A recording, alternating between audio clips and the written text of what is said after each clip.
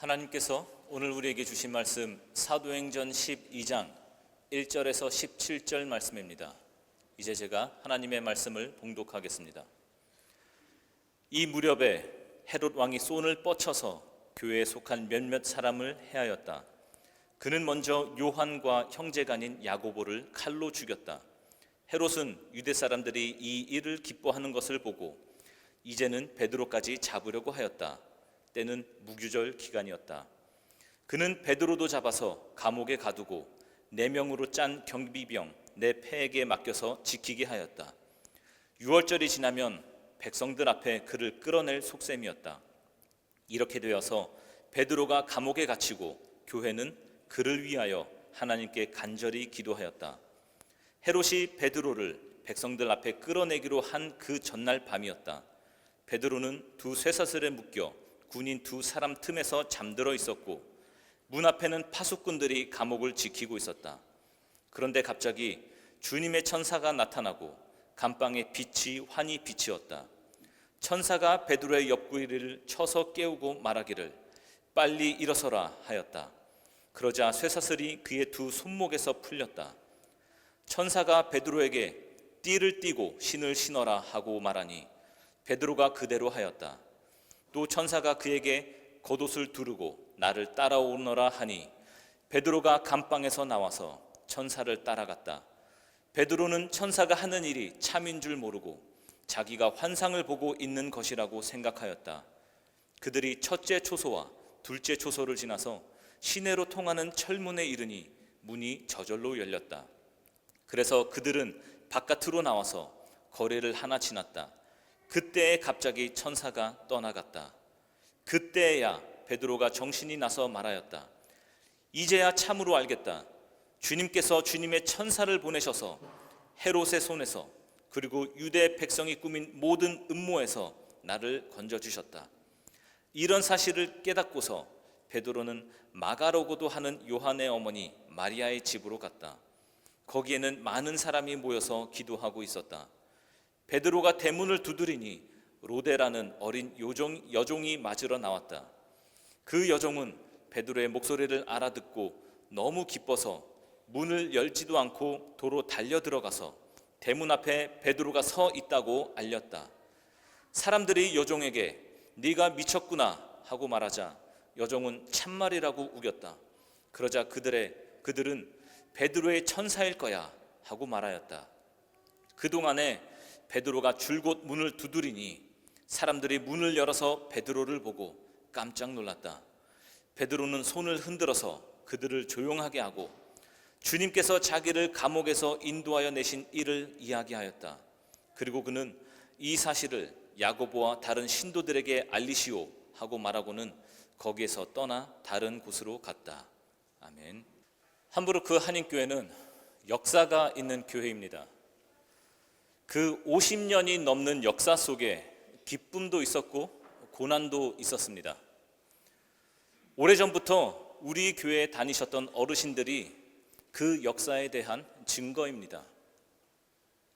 교회에 대한 이야기를 여쭤보면 아마도 하룻밤으로 끝나지 않을 이야기들이 끊임없이 나올 것입니다.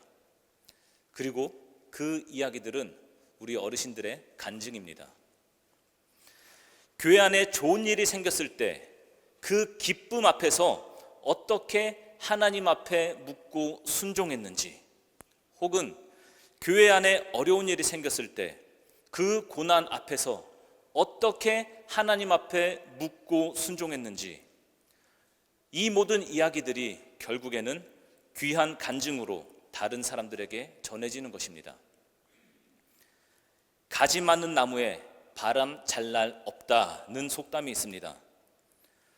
이 속담의 의미는 가지가 많은 나무가 바람에 크게 흔들리듯 자식이 많거나 맡겨진 책임이 많으면 늘 별일이 생긴다는 의미를 담고 있습니다. 지난 반백년 동안의 역사 속에서 우리 교회의 가지는 여러 갈래로 쭉쭉 뻗어갔습니다. 그만큼 성장한 것입니다. 그리고 성장한 만큼 분명히 바람에 많이 흔들렸습니다. 저는 이 속담을 마주하며 그 많은 바람들 속에서 하나님께서 우리 교회 성도들의 기도를 얼마나 많이 들어주셨는가에 대해 생각해 봤습니다. 교회의 가지가 커진 것만큼 고난의 바람도 많이 맞았을 것이고, 바람을 많이 맞은 만큼 교회는 기도도 많이 했을 것입니다. 1969년부터 시작된 교회라면 정말 많은 기도가 있었을 것입니다. 우리의 아버지 되신 하나님께서 이 공동체 안에서 벌어지는 대소사를 관심 있게 들여다보고 계셨을 것입니다. 성도의 기도에 여러 모양으로 응답해 주셨을 것입니다. 교회는 기도하는 공동체입니다.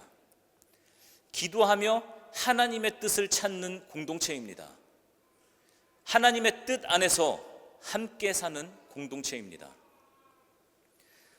마틴 루터는 이런 말을 남겼습니다. 기도는 교회의 가장 강한 벽이고 요새이다. 기도는 기독교의 가장 뛰어난 무기이다. 함부르크 한인교회가 오늘에 이르기까지 사람들이 모이며 함께 예배를 드릴 수 있는 것은 하나님의 은혜입니다. 그리고 기도라는 강한 벽과 요새와 무기가 있었기에 많은 고난 속에서도 계속해서 예배를 드릴 수 있었습니다.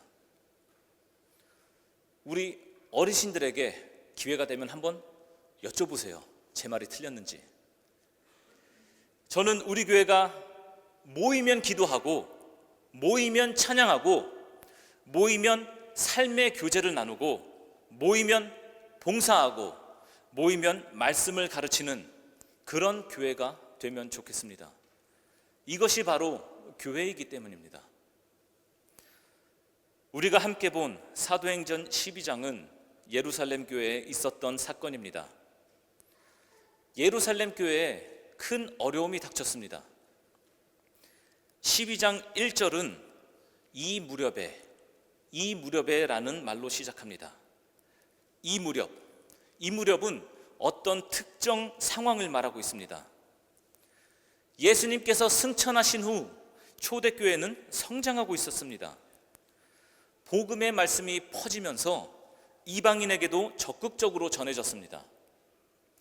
심지어 이방인의 땅 안디옥에서 교회가 세워졌습니다.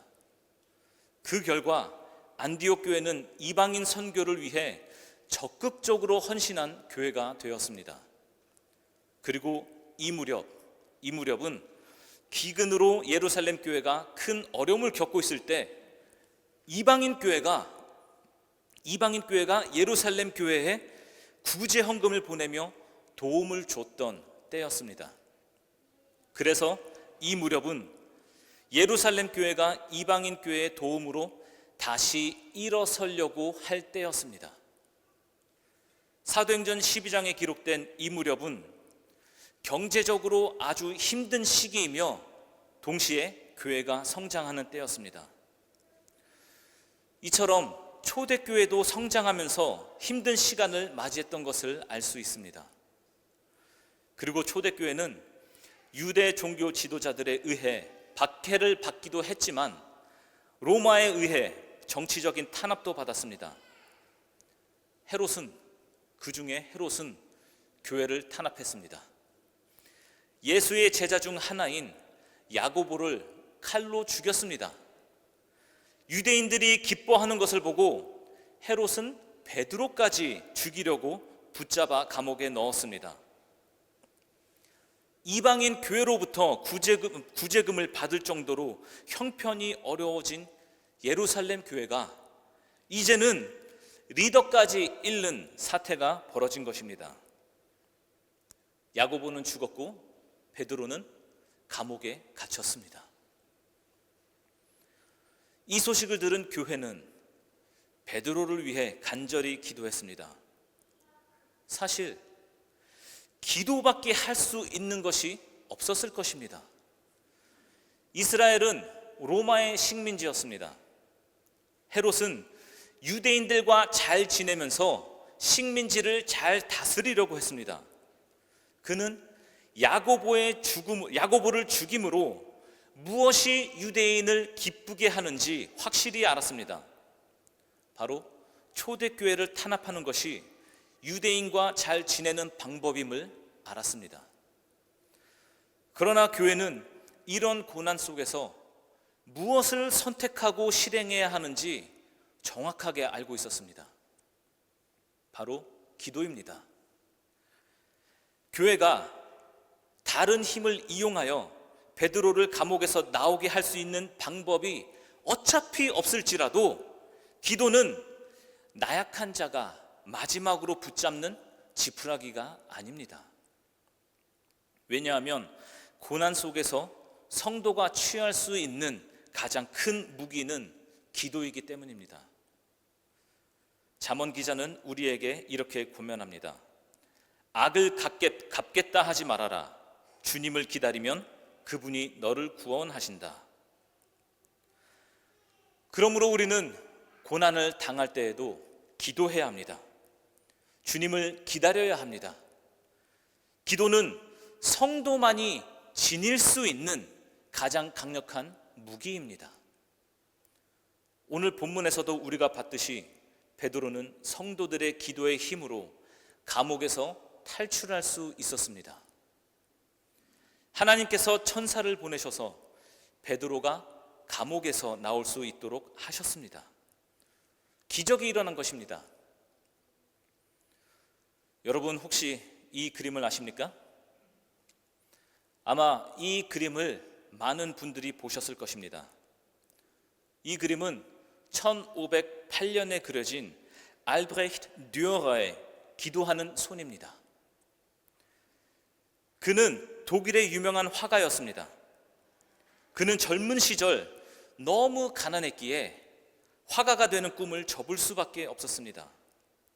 그러나 함께 미술 공부를 하던 한 친구가 자기를 희생하여 알브레히트를 계속해서 미술 공부를 할 수 있도록 도와주었습니다.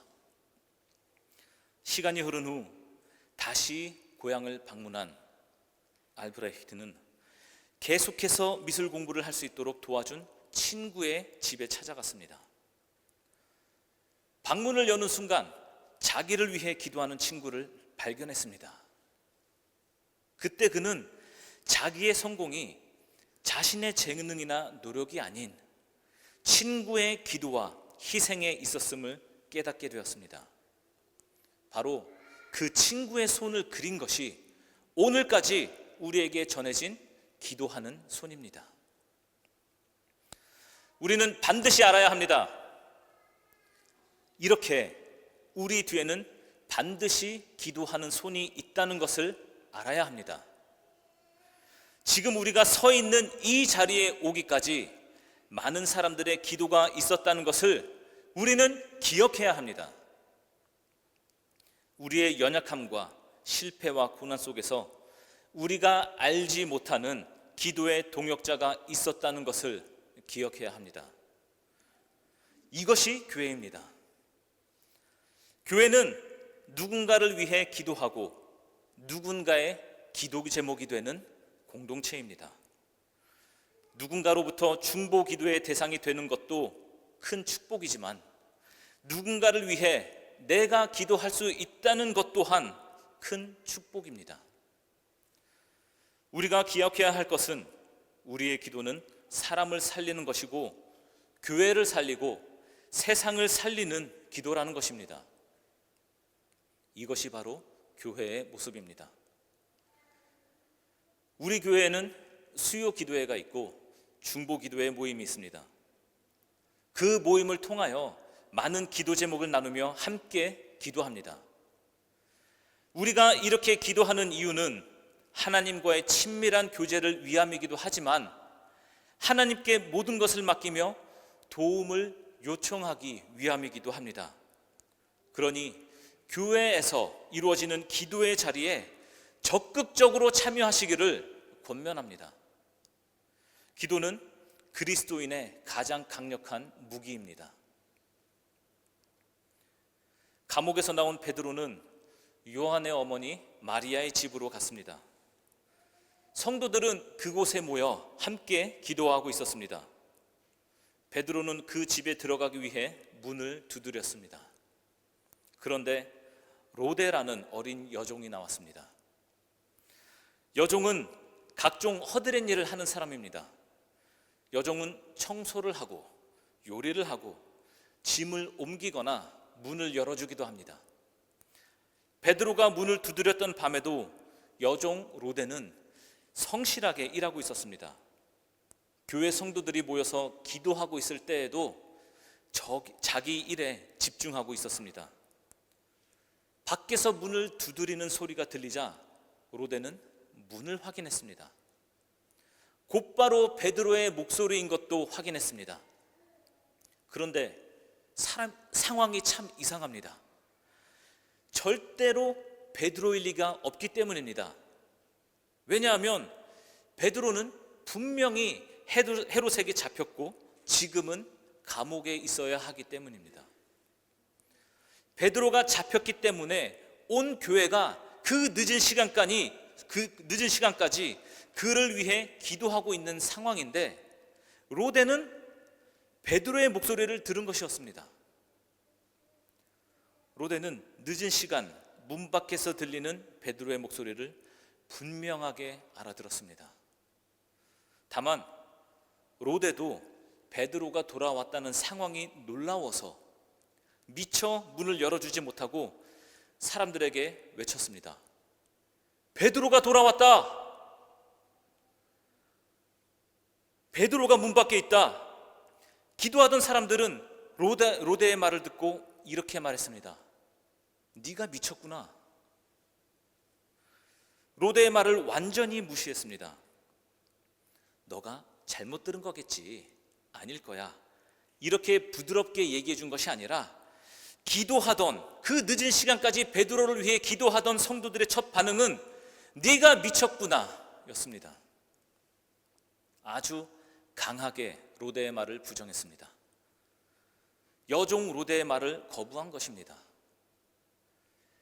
예스라고 말하는 한 사람이 다수의 다른 사람들로부터 노라는 강한 부정에 몰리게 된다면 보통은 이렇게 반응합니다. 죄송합니다. 제가 아마도 잘못 들은 것 같습니다. 그러나 로데는 확신을 가지고 더 힘차게 사람들에게 말합니다. 내 말이 맞다. 베드로가 밖에 있다. 모두가 부정하는 상황에서 이런 확신을 가지고 힘차게 말하려면 얼마나 큰 확신이 있어야 할까요? 상황을 보면 베드로가 감옥을 나와서 집 문 밖에 있다는 것은 말도 안 됩니다. 그리고 로데가 베드로의 얼굴을 직접 확인한 것도 아닙니다. 그저 목소리만 들었을 뿐입니다. 사람들은 모두 자기를 미쳤다고 합니다. 너 미쳤냐? 이 한마디만으로도 마음이 위축되기에 충분합니다. 더군다나 로데의 신부는 어린 여종이었습니다. 5절 말씀을 보겠습니다. 이렇게 되어서 베드로가 감옥에 갇히고 교회는 그를 위하여 하나님께 간절히 기도하였다. 교회가 모여서 베드로를 위해 하나님께 기도했다고 기록되어 있는데 교회는 왜 기도한 대로 이루어진 것을 믿지 못했을까요? 참 아이러니한 상황입니다. 교회의 중요한 리더가 감금당해서 이 리더십에 문제가 생겨서 그런 걸까요? 교회가 베드로를 위해 기도하긴 했는데 베드로가 다시 풀려서 나오기를 바라면서 기도한 것이 아니라 이미 가망이 없다는 전제하에 그저 잘 가기를 빌면서 기도했을까요?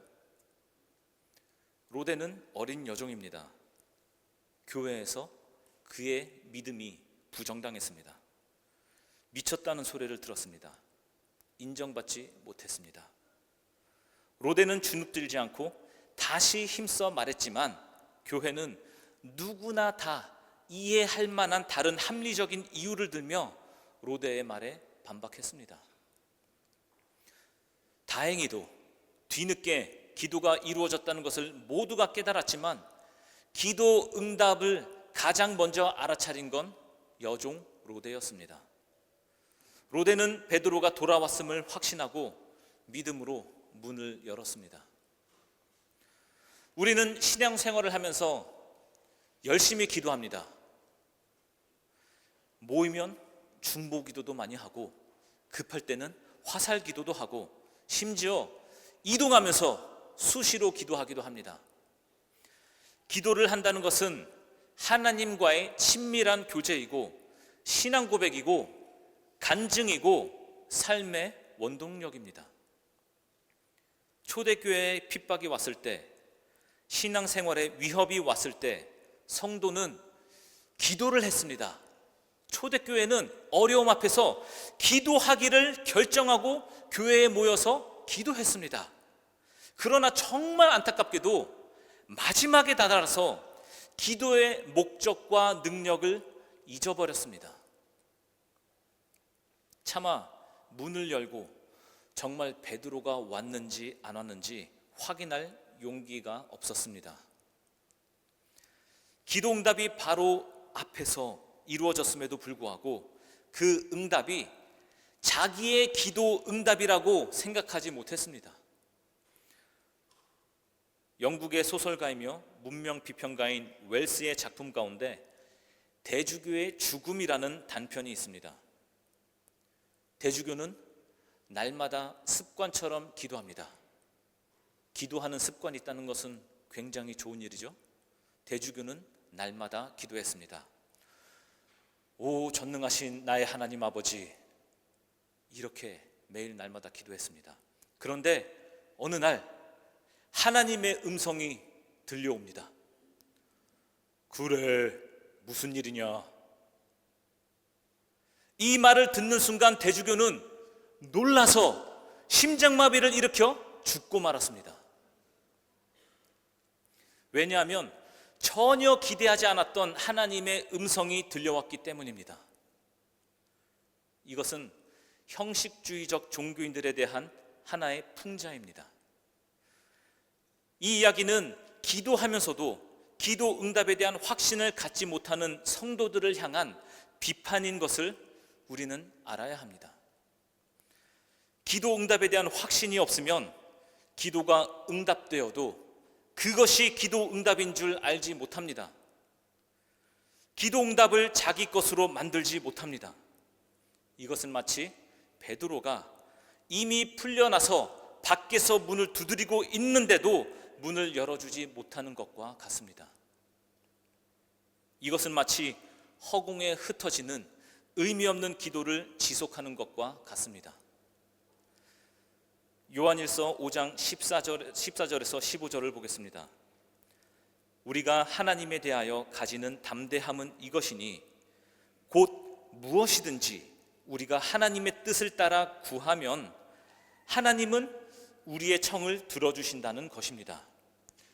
우리가 무엇을 구하든지 하나님이 우리의 청을 들어주신다는 것을 알면 우리가 하나님께 구한 것들은 우리가 받는다는 것도 압니다. 이 말씀에 근거하여 우리가 무엇이든지 하나님의 뜻을 따라 구할 때 하나님께서 우리의 청을 들어주신다는 것을 믿으십니까? 기도 응답에 대한 확신을 가지시기 바랍니다. 믿음으로 담대하게 그 문을 여시기 바랍니다. 로데에게 주셨던 힘써 말할 수 있는 그 확신과 믿음으로 문을 열어 베드로를 맞이했던 그 용기를 우리에게도 주시옵소서. 하나님의 응답을 응답으로 보지 못하게 하는 모든 의심에서 벗어나 우리 모두 신실한 기도의 용사가 되길 축복하며 기도합니다. 아멘. 기도합니다. 하나님, 교회는 예수님의 길을 따르는 공동체입니다. 예수님께서 길잡이가 되어 주셔서 예수님을 바라보고 따라가는 공동체입니다. 교회는 기도하는 공동체입니다. 모였을 때 기도하고 헤어졌을 때에도 기도하는 공동체입니다. 기도의 형식을 따르는 것이 아니라 하나님과의 관계에 따라 진실한 마음으로 기도하는 주의 자녀 되게 하옵소서. 예수님 이름으로 기도합니다. 아멘.